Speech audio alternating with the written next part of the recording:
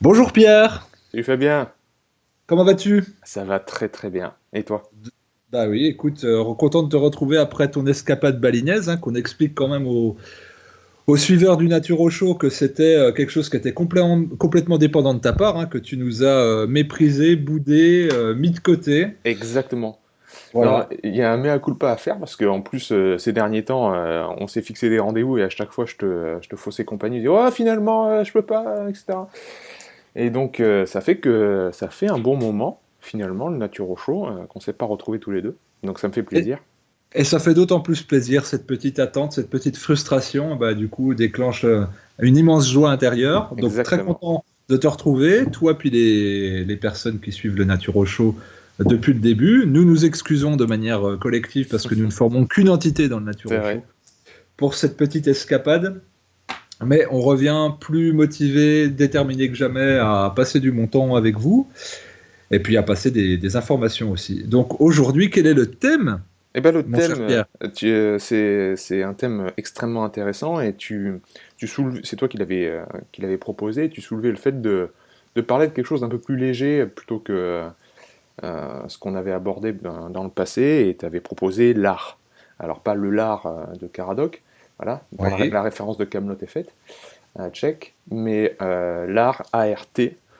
Donc, on va pouvoir parler, je pense que ça va être beaucoup de ressenti personnel et d'expérimentation, d'expérience de notre chemin de vie, plutôt qu'une analyse Non. euh, spécialiste, parce que c'est vraiment un domaine où il y a des gens qui passent leur vie à analyser ça et sont des vrais spécialistes. Parce que je me suis amusé à chercher un petit peu qu'est-ce qui se disait sur l'art. Alors tout de suite on tombe des trucs sur Aristote, Platon, qu'est-ce qu'ils en pensaient, et puis tous les grands penseurs.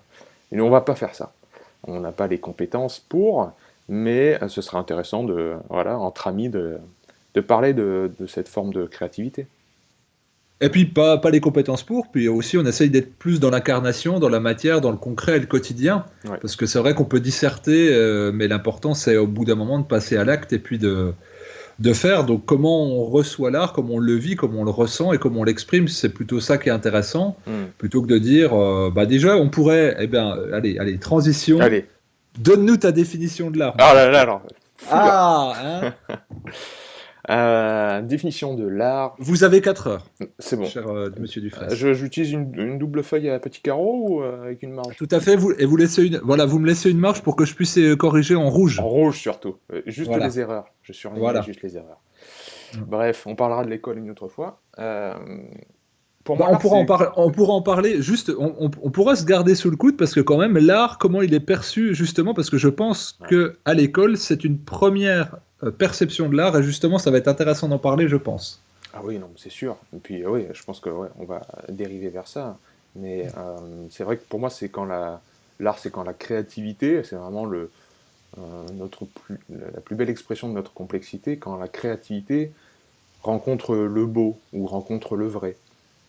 Entre beau et vrai, c'est sûr qu'il y a encore beaucoup de ponts à faire, parce que est-ce que ce qui est vrai est forcément beau? Est-ce que ce qui est beau est vrai? Euh, donc c'est notre créativité qui tend vers exprimer ce qui est beau pour nous.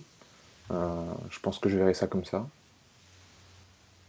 Eh ben, écoute, moi, ça me parle. Moi, c'est toute forme d'expression qui nous fait sortir de nous-mêmes et où on sent qu'à un moment donné, ça nous dépasse. Alors, ça peut être une réalisation, mais tout ce qui permet de communiquer une émotion, Hmm, un prisme de communication d'émotion. ouais.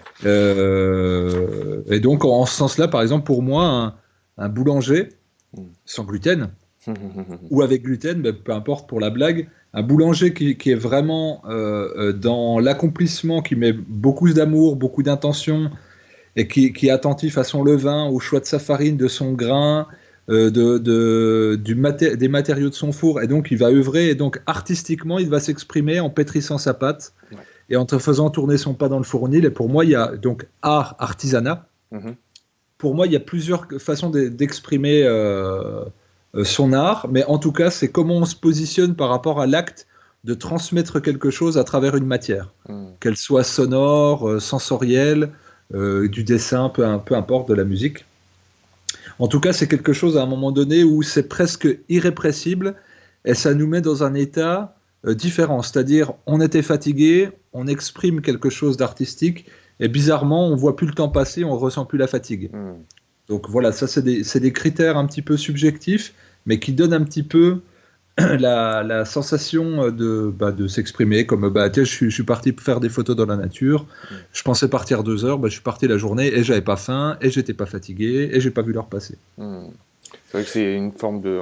On s'extirpe de ces pensées qui sont souvent tournées vers son propre nombril pour une extériorisation. D'un coup, on regarde vers l'extérieur, on exprime quelque chose, on couche sur le papier, on joue de la musique, etc. Et tout d'un coup, l'intention est tournée vers l'extérieur.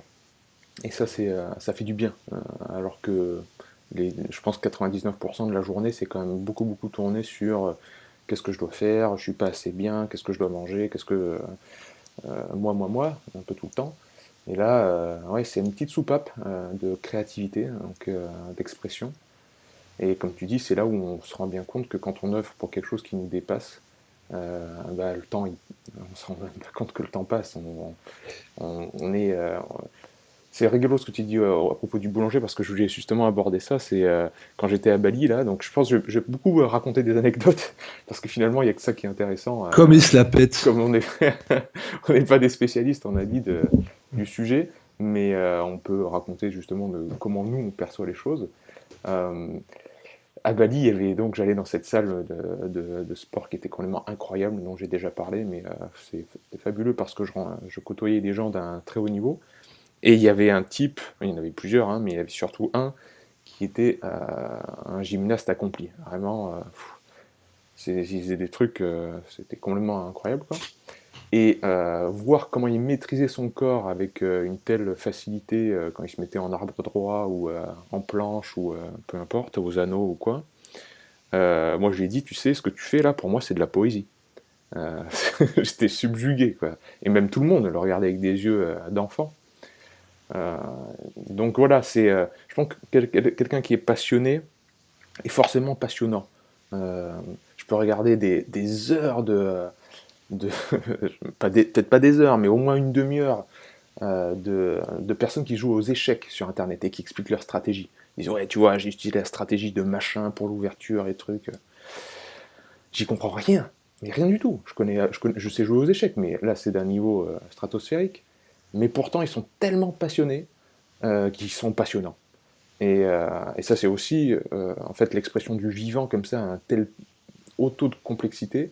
Euh, il y a une forme, peut-être, je sais pas, j'utilise le mot d'art, mais ouais, pour moi c'est très beau et, euh, et c'est abyssal, ouais, ça attire comme ça.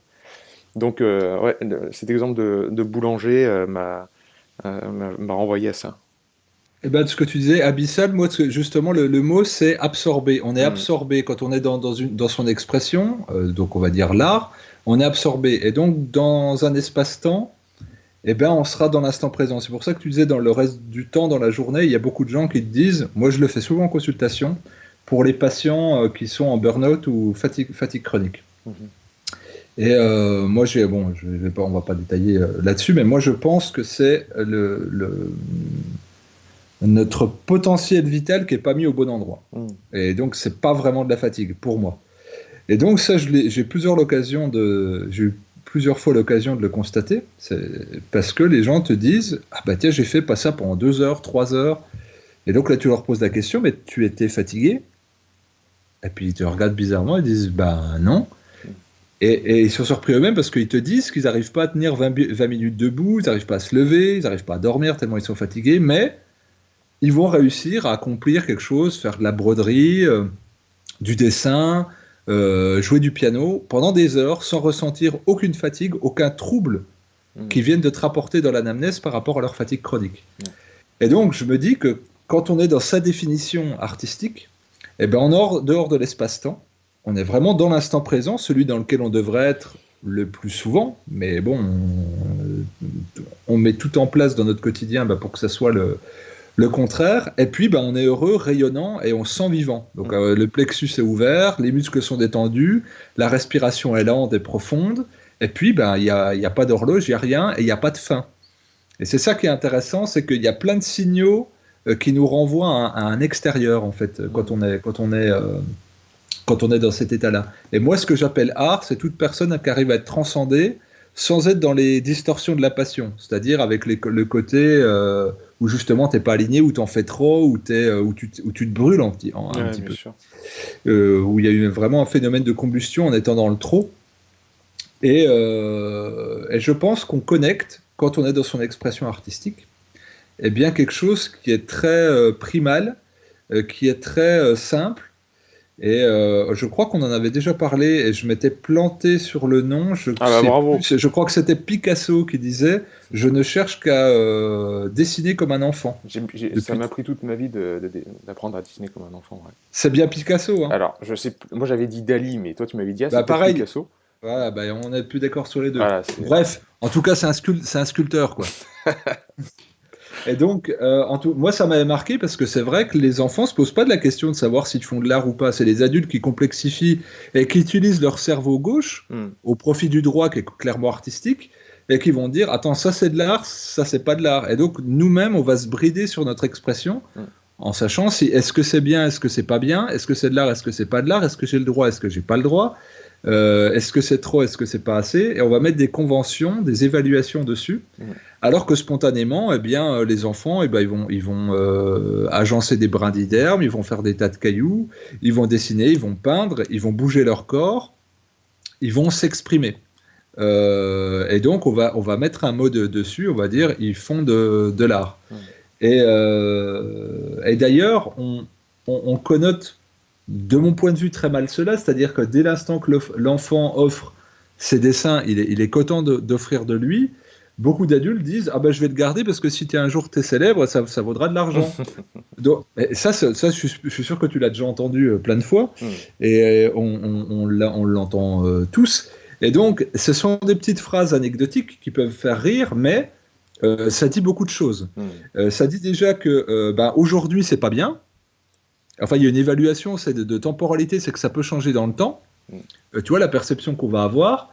Et puis surtout, ben, en fait, connu ou célébrité ou reconnu égale argent ou l'inverse. Hmm. On va mettre des évaluations qui sont plus de l'ordre de bah, ce que tu as exprimé, c'est bien, fais-le, mais tiens compte aussi de l'entourage pour donner une évaluation qui n'est pas que ressentie. Ouais, Parce que c'est ça quantitatif. là. Voilà, c'est ça, c'est clair. On va dire bah, qu'est-ce que de l'art, qu'est-ce que pas de l'art, on s'en fout en fait, parce que c'est un ressenti personnel. Est-ce que ça te dit quelque chose? Est-ce que ça t'exprime quelque chose? Est-ce que ça raconte quelque chose? Hier, je voyais un truc, c'était un artiste qui avait fait. Donc lui, il exposait des poissons, il mettait des paillettes dans des poissons morts. Donc il pêchait des poissons, il mettait des paillettes à l'intérieur, il mettait dessous sac hermétique et il accrochait au mur et les poissons pourrissaient, se décomposaient, ça faisait ressortir les paillettes. D'accord. Et donc voilà, c'était son trip. Alors j'imagine qu'il y avait une allégorie avec la société qui passe, qui est basée que sur les paillettes et qui est en train de pourrir. Hmm. Voilà, il peut y avoir un truc comme ça du genre. Mais donc là, tu peux dire, il y en a qui vont dire, attends, c'est pas de l'art, il y en a qui vont dire c'est de l'art, peu importe. En tout cas, c'est de se dire, qu'est-ce qu'on tente de faire passer? Est-ce que lui, il est habité par quelque chose? Est-ce qu'il l'a fait parce que c'était tendance?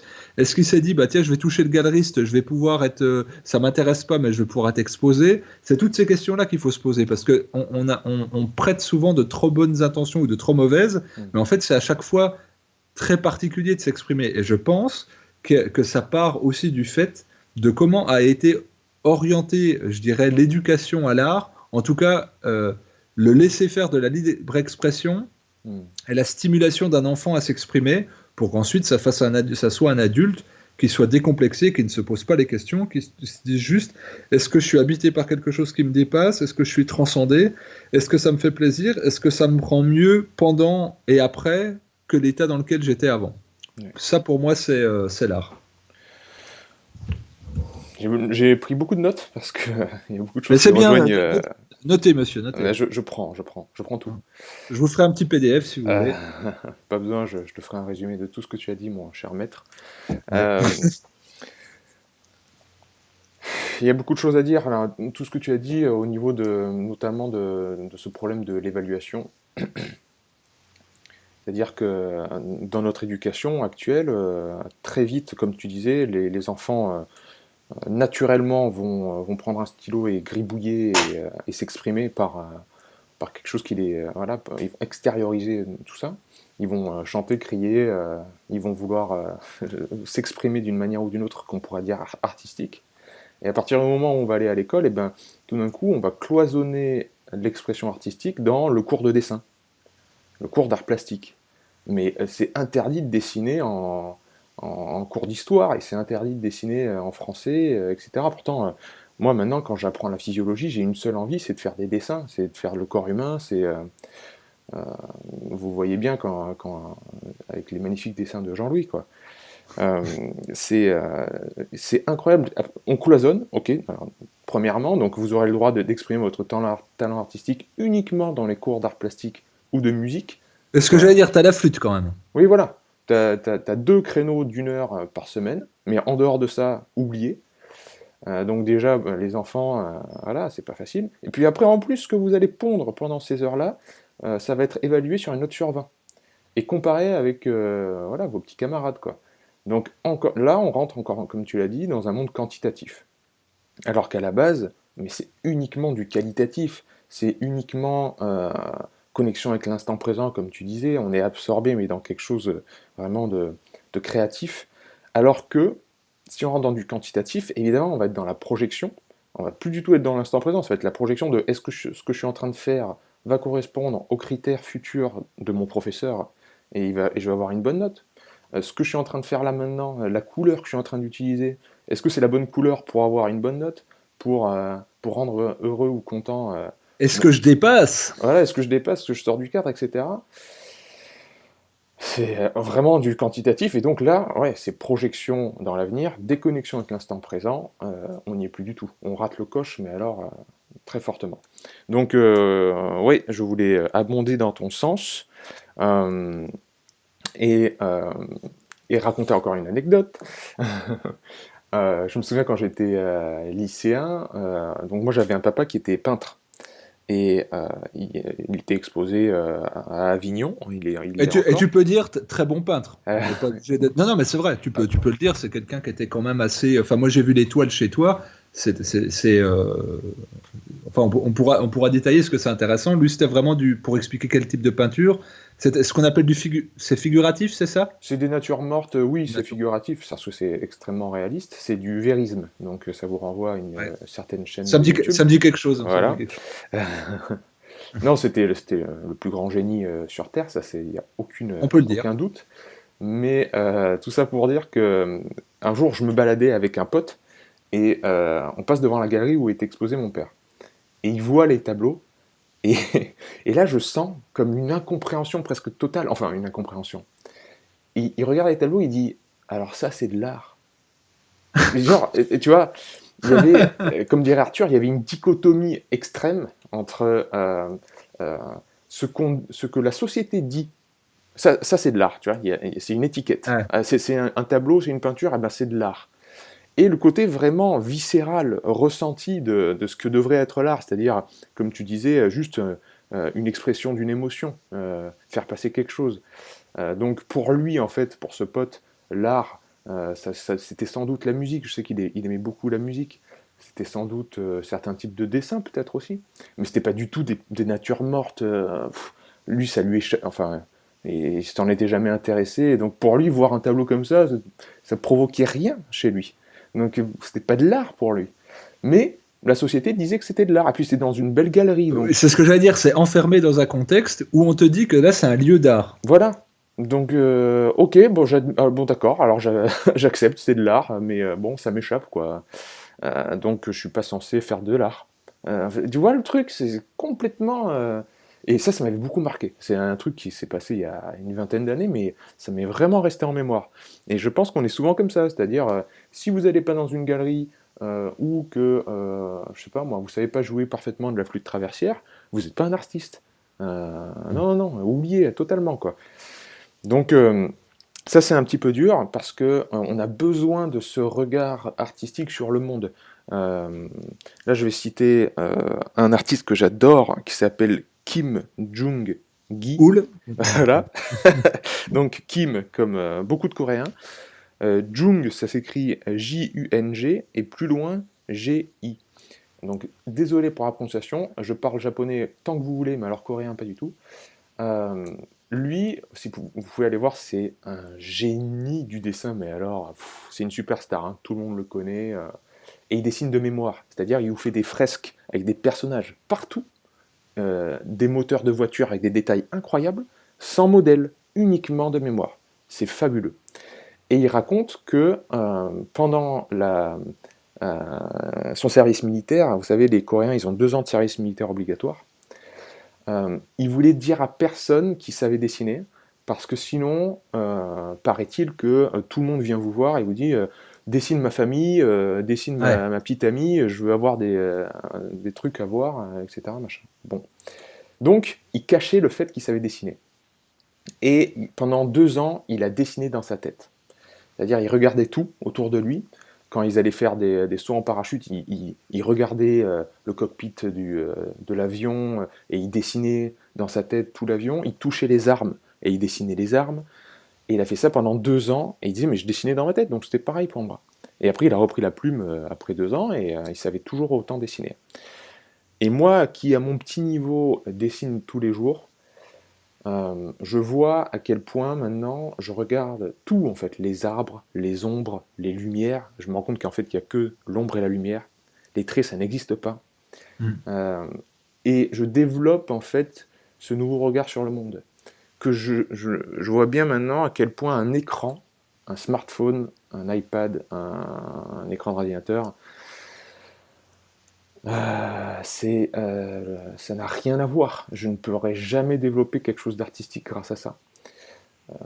Donc voilà, ce regard qu'on porte sur les choses, cette posture dont je parle sans arrêt dans l'hormèse, quand on rentre dans un bain froid, quand on est face à un effort physique, si on ne peut rien face à la mort, notre regard peut tout contre elle. Ça c'est une phrase des stoïciens. C'est toujours notre regard qui importe face aux événements qui nous arrivent. Et l'art pour moi, vraiment, la façon d'apprécier l'art, mais aussi la façon de le créer, ça passe d'abord par la qualité de notre regard. Bon voilà, j'ai fait une grosse divergence, Non, non, mais non, je je laisse. pense que c'est intéressant parce que, comme tu le dis, on enferme souvent les choses dans un cadre. Et l'art, on nous présente l'art de manière populaire ou médiatique, toujours dans des cadres ou avec des personnes. Et quand on le voit dans les médias, tu as l'artiste peintre, tu as l'artiste de la musique, tu as l'artiste. Enfin, c'est très codifié. Et donc, du coup, les portes d'entrée, elles sont déjà grandes ouvertes et il y a peu de place pour l'alternatif dans ces choses-là. Et c'est vrai que, admettons, tu vas chez l'oncle d'un pote, et puis le gars te dit, ah, je fais de la sculpture. Tu regardes, tu dis ouais, bof, pas terrible. Mm. Mais suffit que tu le croises dans une galerie alors qu'il soit présenté au journal. Et là, tout de suite, tu vas y accorder plus de valeur. Ah, ben C'est en ça. fait, c'est un artiste. Ouais. Bah oui, mais non, c'est pas un artiste parce que là, tu vois pas créer. Par contre, toi, tu as été dans son atelier en train de le voir créer. Alors, il est plus artiste parce que tu vois son œuvre à la télé, alors qu'il n'est pas en train de faire. Mm. Et au moment où tu l'as vu faire, c'était pas artiste parce qu'il y a une espèce de reconnaissance. C'est-à-dire, Ouais. t'es musicien. Ouais, mais t'es pas musicien, t'as pas sorti d'album. T'es pas un peintre, t'as pas exposé. Et il y a une notion de rendement, d'être dans une forme de performance ou d'exposition, Et de prix. et de prix évidemment. Si tu fais Et quelque chose qui a tout d'un coup des milliers d'euros, ah bah oui, oui, lui il est artiste. voilà, donc en fait, on va avoir une appréhension de l'art qui est différente selon l'évaluation de certaines personnes et le contexte dans lequel va être représenté l'art. Mm. Et ça, c'est tout un problème. Et ce qui fait que ça bride déjà notre œil de spectateur ou de personne qui va être confrontée à une expression artistique. Que ça soit de la danse, on va dire, si c'est quelqu'un qui danse, on va dire, qui nous. Enfin, on va dire, on est interpellé, on va se dire c'est bizarre, mais il sait pas danser. Tu mets ça dans quelque chose de la danse contemporaine, tu peux crier au génie. Ouais. Alors que c'est la même chose. Mm. Avec la sculpture, c'est pareil. Il va prendre une matière très bizarre et faire une forme très bizarre. Tu vas dire, mais c'est pas de l'art, il a fait n'importe quoi. Tu le mets dans une galerie d'art contemporaine hyper connue, Ouais. avec marqué 250 000 euros dessus. Et ben tout de suite, ton œil va changer. Mm. Et donc, il y a vraiment le contexte. Et en fait, on passe plus notre temps à essayer de chercher des références pour comprendre plutôt que se positionner sur un ressenti. Ouais. Et là est tout le problème. Et les enfants se posent pas cette question-là. Mm. Mais à bout d'un moment, vu qu'ils voient qu'en fait il y a beaucoup de gens qui évaluent bah, c'est bien ou c'est pas bien, et qu'est-ce que tu en penses de mon dessin? Est-ce que tu trouves ça bien? Mais est-ce que toi tu prends du plaisir? C'est ça la seule vraie question. Mm. Et là je commence à le voir avec mon fils qui faisait pas qu'à 6 ans. Mm. Et il aime bien jouer de la musique, de la batterie, du piano, et puis dessiner. Et là, il commence à venir me dire, qu'est-ce que t'en penses, papa? Mais je dis, mais on s'en moque, moi, ça me fait plaisir que tu te fasses plaisir, c'est ça. Mm. Et, et là, il commence à prendre des cours de piano, Mm. et donc mais avec un prof qui est pas du tout, enfin bref, qui est pas du tout intrusif, mais il faut des bases. C'est comme ce que je lui dis, là, il apprend à écrire et à lire, bah, il faut des bases, il faut un certain code. Et puis, je vois bien que de répéter son piano, ça le saoule. Et ben je lui dis, fais parler tes deux mains. Tu fais parler ta main vers les graves et ta main vers les aigus et tu les fais parler. Et ben là, il prend du plaisir. Ouais. Et il vient plus me demander si c'est bien ou c'est pas bien parce que je lui dis, le but c'est de jouer et que toi ça te fasse plaisir en fait. Et je pense qu'on devrait mettre en avant cette notion de plaisir avant celle de l'efficacité, du rendement ou de l'évaluation Mhm. qui est éminemment castratrice pour tout individu, puis surtout qu'elle est liée à la subjectivité de une forme d'art, c'est-à-dire celle qui est validée par l'éducation nationale, puis avec une couche de subjectivité par-dessus, celui du professeur de dessin ou d'éducation musicale, Mhm.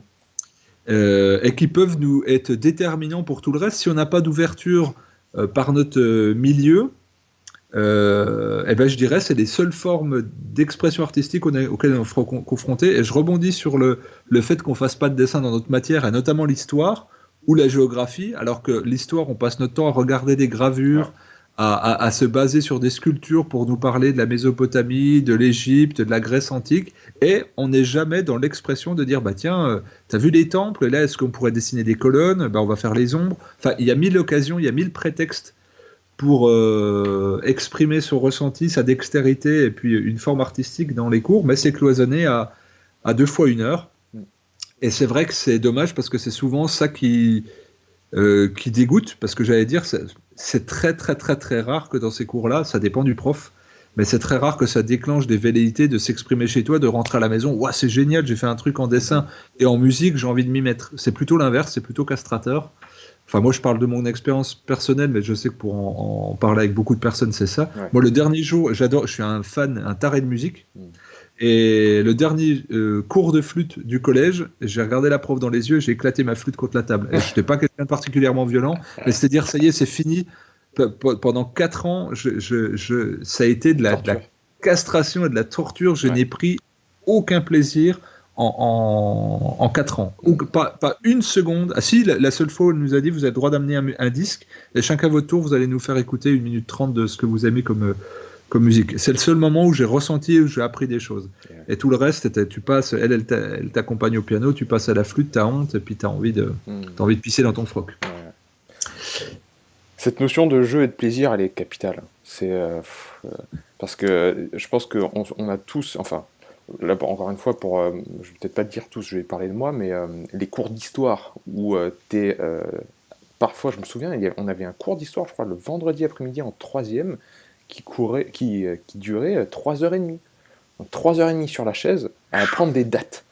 Et je devenais fou, moi. Et là, vraiment, je devenais fou. Donc tout le monde... Date de naissance de Hugues Capet, monsieur Dufresne. L'an 800, Charlemagne. Voilà, ben voilà, t'as rien écouté. Bon, Ben, te plains pas. 0 sur 20. Ouais, comme tes bains froids, 0. Allez, C'est hop. clair. Allez hop.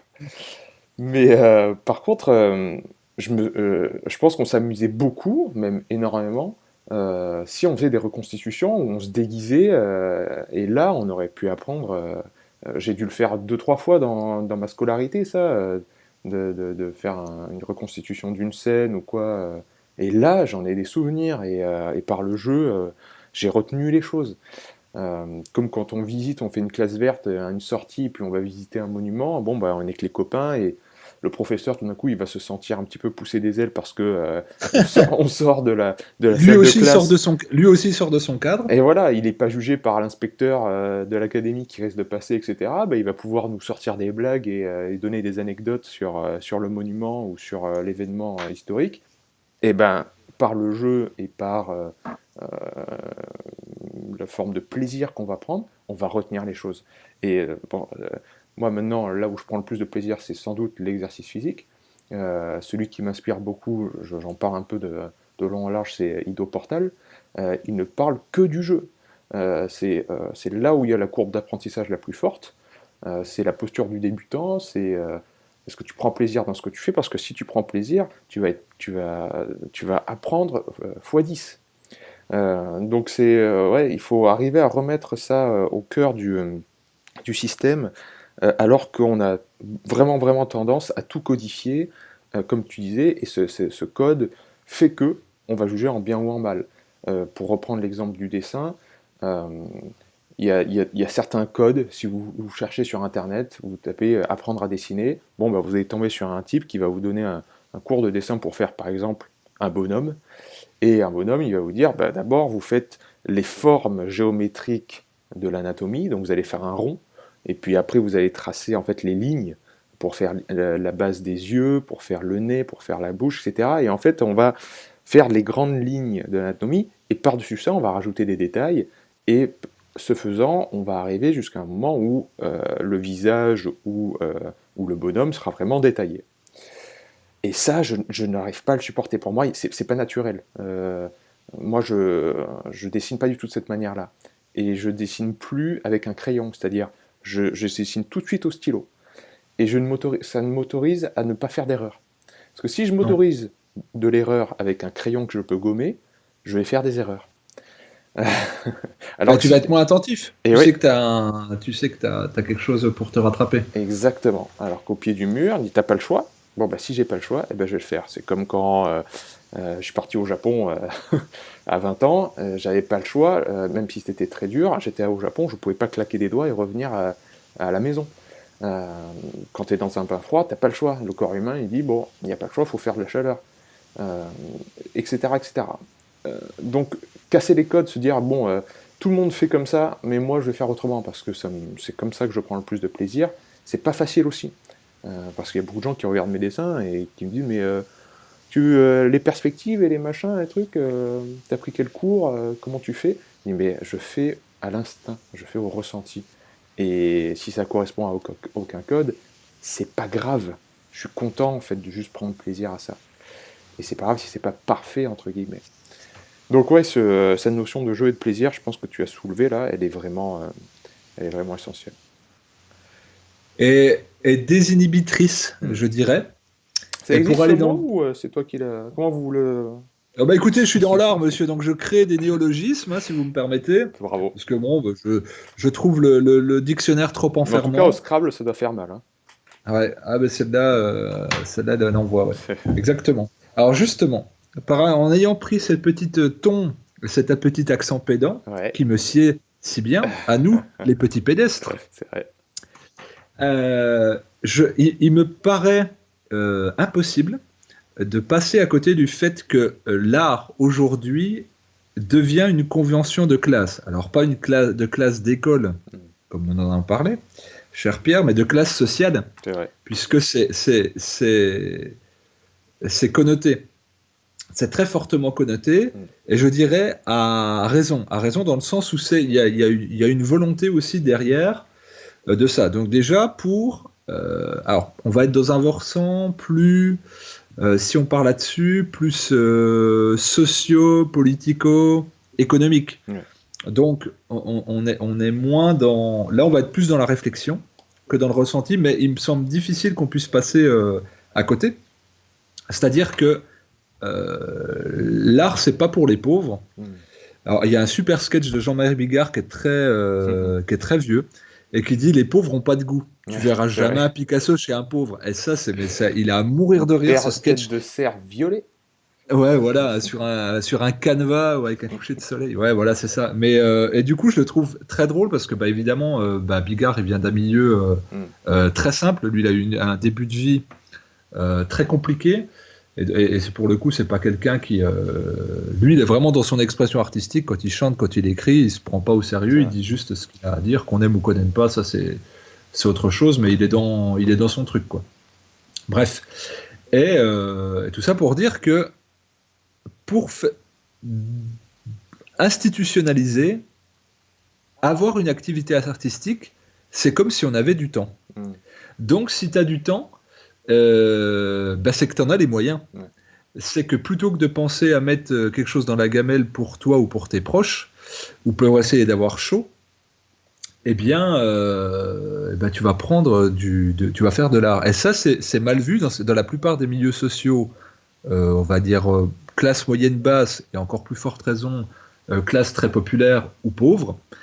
Eh bien, s'adonner à des loisirs artistiques, c'est soit de la fainéantise, soit du divertissement qui n'a aucun intérêt parce que la priorité n'est absolument pas là. Oui, c'est de l'égoïsme, t'apportes rien à la société de valeur.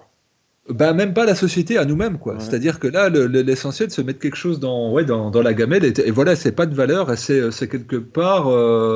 Parce qu'en plus, il y a une connotation de c'est quelque chose de bourgeois. Quand j'ai dit, tu vois, mon fils prend des cours de piano, tu mets déjà piano, alors même si c'est un piano numérique, cours du piano, on se dit, ah, c'est tout de suite une classe sociale, sans oublier que moi. Déjà, on sait pas comment ça se passe, mais en fait, c'est toujours connoté. C'est-à-dire que si l'enfant veut faire le tennis sera toujours plus connoté que le foot. Le golf sera plus connoté que le ping-pong. Le piano sera ou le violon sera plus connoté que la batterie. Et c'est là où on peut remercier une certaine structure d'accueil, notamment les maisons de quartier, de proposer des initiations à l'art. Et en fonction des revenus des gens, de rendre cela extrêmement accessible. Mais c'est encore trop fortement ancré. Et je dirais que tout est fait pour que ça soit ancré à ce point-là. Je m'intéressais j'aime beaucoup les mots, l'écriture. Et donc ça, pour le coup, c'est un loisir artistique qui ne demande pas d'argent.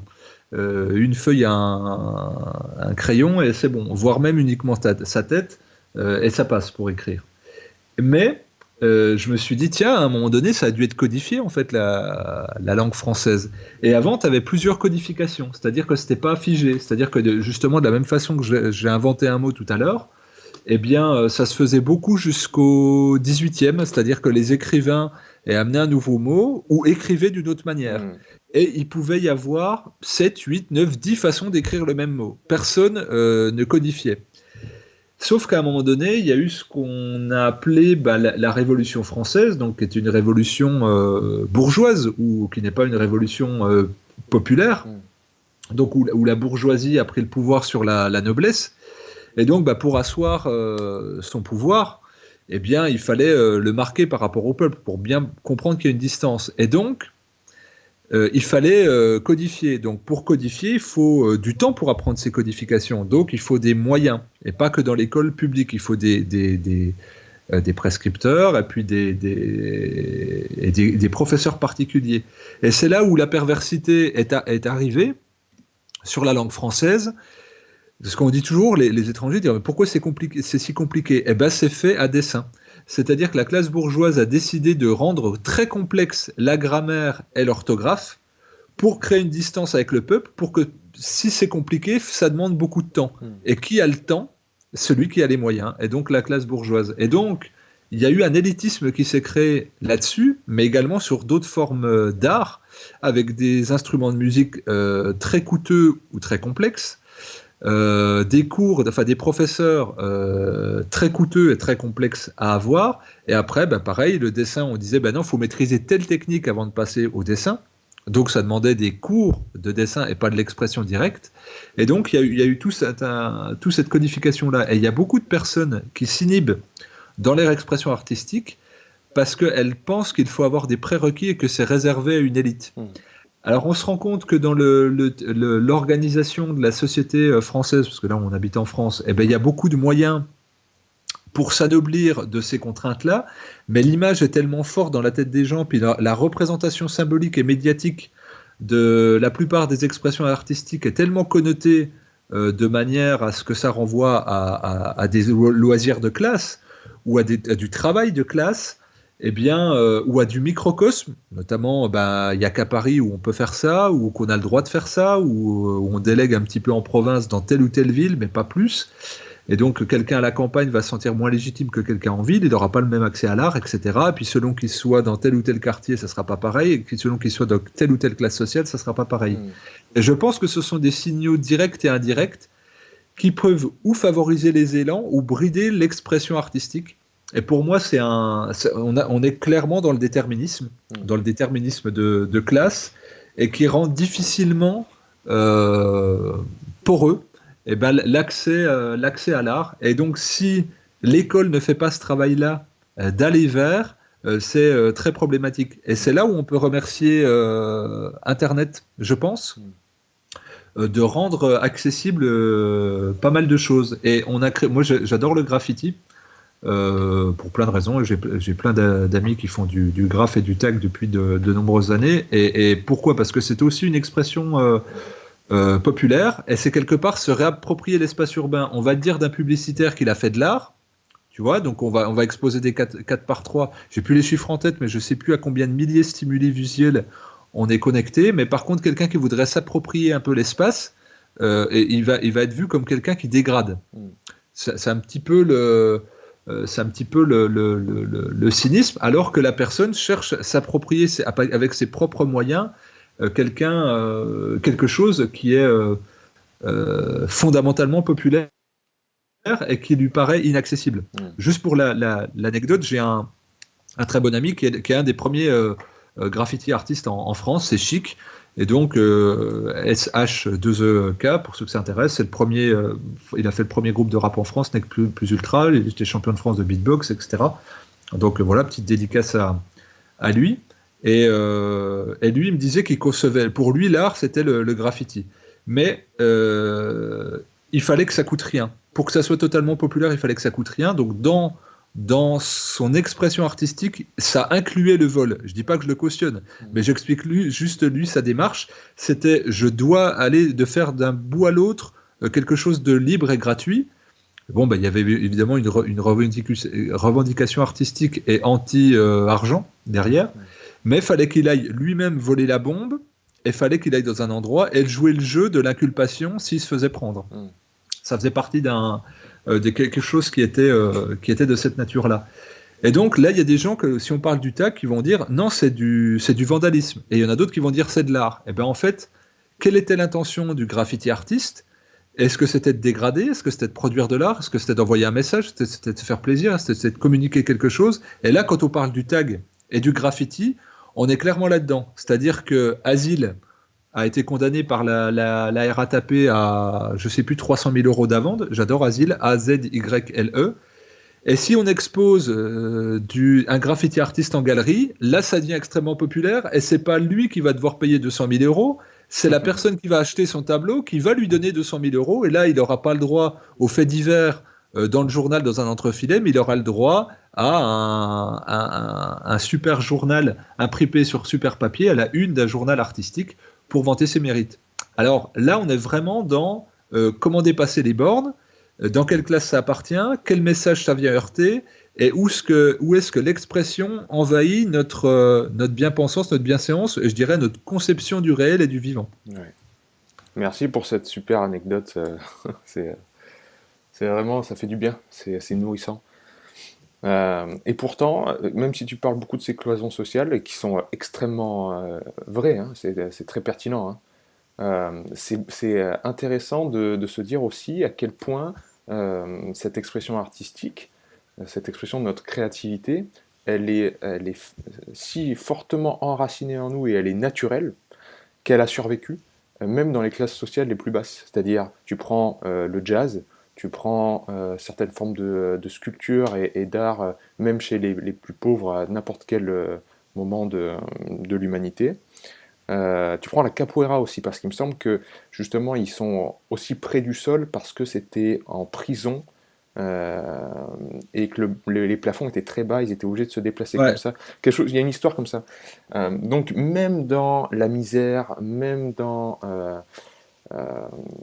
dans des classes sociales justement où l'art ne devrait pas avoir sa place socialement parlant, ça survit et même c'est un moyen de s'extirper de sa condition. On en trouve de nouvelles façons, voilà, on peut encore prendre l'histoire du jazz. Mais justement, c'est dommage d'être dans un extrême. C'est-à-dire que Ouais, le jazz dérive aussi de la musique d'esclaves. ouais. Donc il y a ce climat-là. Le jazz, la plupart des jazzmen étaient toxicomanes, souvent à l'héroïne. Donc il y avait une dureté dedans. Hmm. Et en fait, je pense que justement, plus on est C'était une réaction. dans l'extrême, voilà, on va chercher une humanité. On se dit, je me sens humain, c'est-à-dire même dans la défiance la plus totale de mon humanité, c'est-à-dire être esclave. Là, J'ai je des pense qu'on émotions. est. Et puis surtout, il faut que je continue à vivre. Ouais. Donc, je vais aller les chants Negro Spirituals. Pareil, là, je vais passer des dédicaces aujourd'hui à Sadi, mon ami Sadi en Guadeloupe, qui est un virtuose du guoka. Eh ben, je lui passe Le aussi guoka, c'est bien le bonjour à Sadie.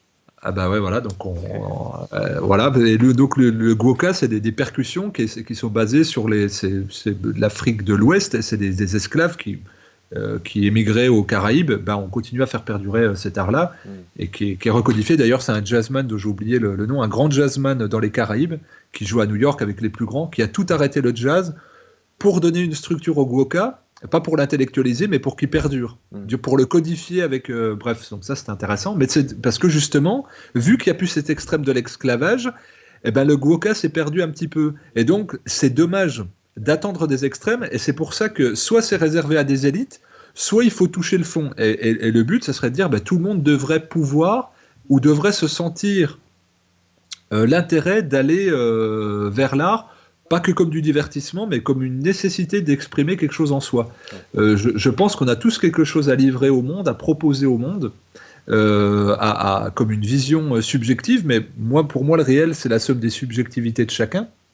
Eh bien, donc l'art, ça permet d'exprimer cette subjectivité, puis quand on est confronté à ça par ressenti, eh ben, on a l'impression de ressentir le réel plus justement et de le comprendre sans l'intellectualiser, mais par ressenti partagé. Et donc, moi, je suis d'accord avec toi que tout le monde peut y avoir accès, mais c'est dommage d'attendre ces extrêmes, ces extrémités-là. Et en l'occurrence, je pense qu'on n'est jamais aussi productif que dans la contrainte. C'est-à-dire qu'aujourd'hui, en fait, pour le coup, on a un contexte, même les classes moyennes basses, est quand même riche d'une connexion Internet, donc riche d'un savoir potentiel. Alors qu'en fait, que quand tu es bridé avec, si on va rester sur la musique ou la peinture, parce qu'on parle beaucoup de ça, si tu as très peu de choses pour faire de la musique ou dessiner, tu vas tout optimiser, voilà, tu vas tout potentialiser et tu vas être hyper créatif. Et maintenant, je ne travaille plus que dans la contrainte. C'est pour ça que je fais beaucoup de collaborations. Parce que du coup, je vais dire à l'autre, tiens, qu'est-ce que tu ferais? Et je me mets au tempo de l'autre, donc au cadre qu'il veut. Comme ça me pousse à m'exprimer dans un champ. Il n'y a rien de pire que de dire, tiens, dessine ce que tu veux sur une feuille blanche. Ça n'a pas de sens. Ou à moins d'être complètement relié à son inconscient. Et là, du coup, ça part. Mais sinon, on va dire, attends, je vais faire quoi? Alors, c'est quoi mon truc du moment où on va aller n'importe où? Mais par contre, si on dit, tiens, tu vas faire une maison uniquement de ta mauvaise main en 10 minutes avec seulement un stylo, là, tout de suite, il y a un intérêt. On peut remarquer que des fois, on pourrait dire les artistes qui fonctionnent à la commande, c'est nul. Non, c'est génial parce que moi, j'adore les concours. Faites un court-métrage de telle durée sur tel thème. Faites un tableau avec telle couleur, sur telle dimension, sur tel thème. Et moi, je trouve que c'est pas castrateur. Au contraire, c'est hyper libérateur. Et tu te rends compte que la créativité humaine, quand tu regardes les œuvres qui sont produites, elles n'ont mais rien à voir les unes avec les autres.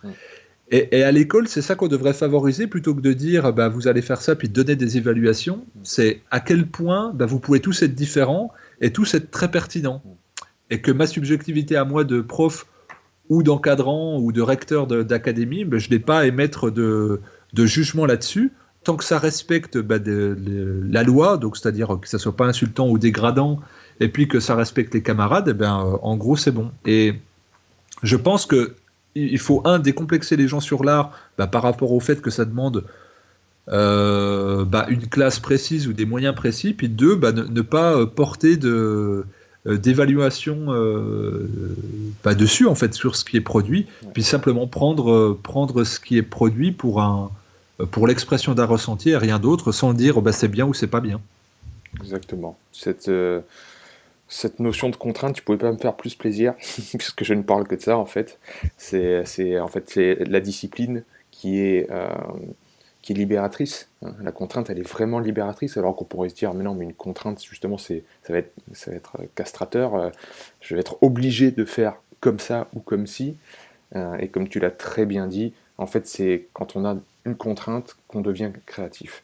Et ça renvoie énormément à les gens qui font de l'escalade, par exemple. Quelqu'un qui fait de l'escalade, il va regarder son mur d'escalade pendant une demi-heure avant de monter. Dans sa tête, il va faire des opérations de mathématiques et de physique. Il va se dire, alors si je passe par là, si je passe par cette prise-là, puis après je mets mon bras gauche, etc. Il va penser à la portance, au poids, à la masse. Tu écoutes des discussions entre des gens qui font de l'escalade, ouais, ils parlent de mathématiques, hein. Ouais, La poésie, c'est pareil. Pourquoi s'amuser à faire des rimes croisées et des rimes et des alexandrins et à compter les vers, etc. C'est une forme de contrainte. Et dans la contrainte, il y a eu énormément de liberté et de créativité, que ce soit en poésie, en musique, peu importe.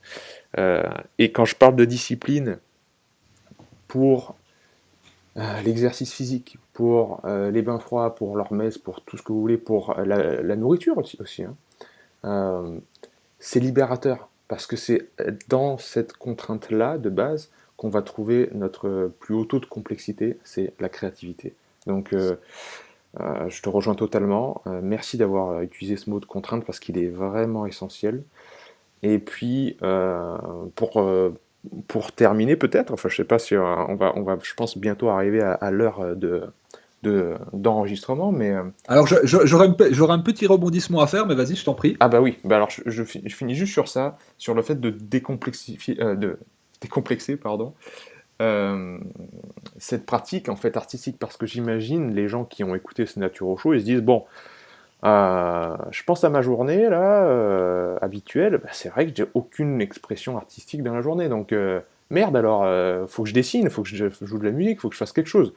Et il y a beaucoup de gens, je vois, qui se forcent à prendre des cours de piano ou de Ouais. trucs, et c'est dur, ça leur fait mal, ils prennent pas plaisir, etc. Et donc, n'entrez pas dans cette voie artistique par cette porte qui fait pas plaisir, quoi, hein. Rentrez vraiment par le jeu. Pensez peut-être à ce qui vous donnait des bonnes sensations quand vous étiez enfant. Là où peut-être, oui, rien qu'en y pensant comme ça, il y a quelque chose qui naturellement va arriver dans votre esprit. Mais imaginez-vous simplement en train de prendre plaisir à créer quelque chose, et peut-être que ce sera de la sculpture, de la peinture, du dessin, de la musique. Euh, Quelque chose va sans doute arriver. Et cherchez pas plus loin, cherchez pas un pourquoi, cherchez pas une fin. Dites-vous juste que vous avez passé du bon moment à expérimenter certaines choses, et peut-être après, ça débouchera sur aller voir un professionnel pour prendre des cours, mais tombez pas dans le piège de vous forcer à faire quelque chose parce que Fabien et Pierre, ils ont dit que c'était bon pour la santé. Non. Euh, reprenez tout ça par le jeu et les émotions. Exactement, bah, je peux abonder quand on sens. Donc, du coup, je vais te donner deux petites indications autres. Par exemple, dans les stages de jeunes qu'on fait avec Sandrine Rolando, elle est, voilà, elle est chef de chœur aussi, ancienne institutrice, elle est aquarelliste, enfin, elle s'exprime artistiquement, iconographe. Ouais. Et donc, on dit aux gens, il y aura des ateliers plastiques, artistiques. Oh non, moi je viens pas, je sais pas dessiner, je sais pas écrire. On dit, bah, en fait, on s'en fout, en fait, c'est pas Mm. ça l'intérêt. Et le but pour nous, c'est justement de travailler, vu qu'on est en période de jeûne, d'être introverti, d'être au contact de soi, et puis d'une forme de vulnérabilité, sensibilité, ben, c'est de l'exprimer.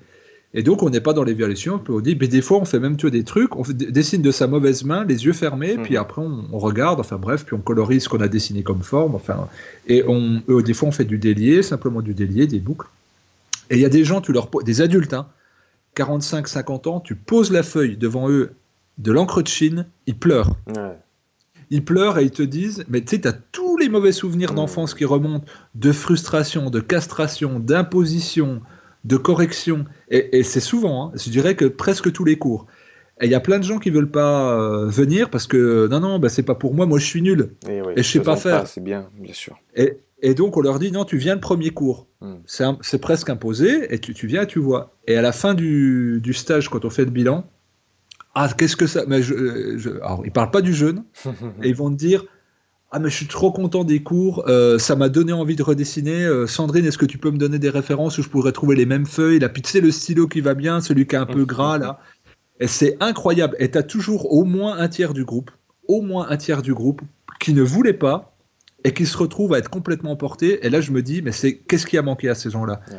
La pédagogie et le fait de dire, nous n'allons absolument pas juger à aucun moment ce que tu vas faire, fais-toi plaisir. Et je pense que c'est ça qu'on manque tous, d'autorisation en fait. On est autorisé à déborder de la feuille, on est autorisé à sortir du cadre, on est autorisé à faire quelque chose qui n'est pas conventionnel, et ça c'est une énorme chose. Et donc je vais aller à l'inverse, l'anecdote que je voulais donner. On parle toujours de la sensibilité des Russes. On dirait, oh ben là, quelle finesse dans l'écriture, dans l'expression artistique, dans la musique, les plus grands virtuoses. Mais pourquoi? Parce qu'ils ont été dans une contrainte. Et si on parle de classe, on parle aussi de communisme, et le régime totalitaire communisme, donc le totalitarisme stalinien, a été d'une violence incroyable pour la plupart des gens, c'est-à-dire qu'on pouvait être au goulag pour un regard, c'est-à-dire un regard d'une personne qui disait une phrase, si on sentait qu'il y avait une interprétation, un jugement, quelque chose qui n'avait pas le sens du parti, eh ben on était enjôlé. Donc ce sont des gens qui ont dû développer une intériorité phénoménale, et j'en parlais avec une amie qui est réalisatrice et qui est ukrainienne. Elle me disait, mais on ne pouvait rien montrer. Ouais. Donc du coup, eux, quand ils s'exprimaient dans l'art, ils lâchaient tout. Par cette contrainte qu'ils ne pouvaient exprimer, mais pas un micro-regard ou un battement de cils. Et c'est ce qui a donné les merveilles. Eh bien, moi, je nous souhaite que nous ne soyons pas poussés dans des contraintes aussi dures à vivre collectivement pour qu'on puisse être des humains resplendissants au niveau artistique.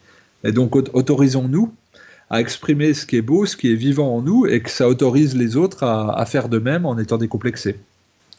Superbe. Qu'est-ce qu'il y aurait à ajouter à ça? Non, super, super. Merci pour cette belle conclusion, Fabien. Pour ceux qui aiment les mangas aussi et le Japon, on se demande souvent pourquoi le Club Dorothée a diffusé des dessins animés aussi exubérants et parfois violents et parfois extrêmes. De la même manière, les Japonais, c'est une société qui est très castratrice, très dure, très cloisonnée. Pour y avoir passé 5-6 ans, j'en sais quelque chose et j'aime beaucoup le Japon et les Japonais. Mais c'est vrai que voilà, tous les salariés ont le même costume, noir, avec la cravate noire. Voilà. Et dès qu'ils trouvent une forme d'expression, eh ben, dans le manga, ça part dans tous les sens. Vous trouverez des univers complètement délirants et des personnes avec des cheveux de toutes les couleurs et des habits de toutes les couleurs et des yeux immenses, jaunes, rouges, enfin bref. Voilà. De la même manière, je pense que les Japonais, et à travers le manga, mais à travers d'autres formes d'expression aussi, la mode aussi, eh ben, réagissent à cette contrainte-là de la société. Donc, ouais. Exact, on peut faire le parallèle aussi avec l'Angleterre où on est en costume et c'est là où on accepte le punk à côté du gars qui va bosser à la City. C'est que justement on sait qu'on a besoin de cette soupape d'expression-là. Et donc plus on essaye de brider, de formater l'individu, plus il va sentir le besoin d'exprimer sa singularité et quelque chose qui vient de l'intérieur qui ne peut peut-être pas être dit mais qui devra être exprimé. Et c'est toujours mieux d'utiliser l'art que la violence. Bien sûr. Tiens, dernière petite anecdote et référence, Le Maître des Estampes, je ne sais pas si tu connais ce livre. Oui, c'est pas sur Hiroshige ou sur Hokusai? Non, peut-être pas. Alors là, je ne saurais pas vous dire, je ne suis pas aussi calé, mais en tout cas, c'est un livre super qui explique très bien l'art. Donc je vous conseille de lire et d'offrir ce livre-là, qui parle de justement un empereur qui commande une estampe à un maître des estampes. Et enfin voilà, je ne vais pas dévoiler. C'est très court, ça se lit en 10 minutes à peine. Par contre, c'est une leçon de vie, c'est une claque phénoménale. Donc le maître des estampes, si vous pouvez, c'est dommage que ça ne soit pas en vidéo, mais la contrainte de la voix nous oblige à être plus descriptif, donc c'est très bien. Donc voilà, ça sera mon conseil pour la fin. Et voilà. Super, mon conseil, c'est pas de conseil.